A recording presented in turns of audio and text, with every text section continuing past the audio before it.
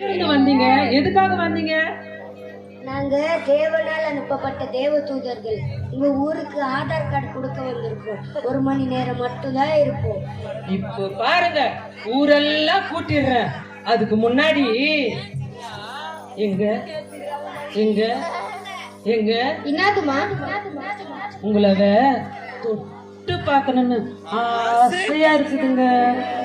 அப்படியே பாபு. நாங்க சொன்ன வேலை மட்டும் சரிங்க ஐயா. Okay okay Babu. ஏலே ரஞ்சி, சோபா, ராணி, சாரா எல்லாம் ஓடி வாங்க.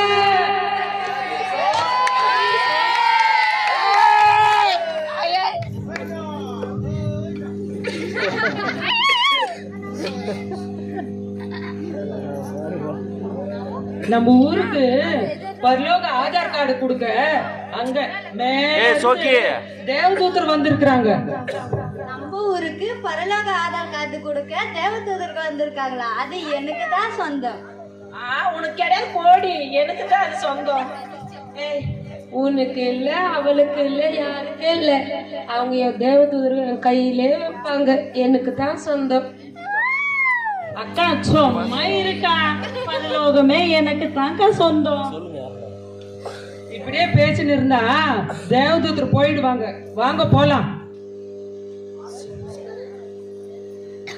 பிரைஸ் லார்ட் ஐயா.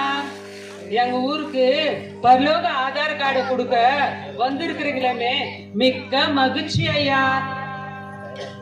ஐயா இதெல்லாம் எதுக்குங்க ஐயா?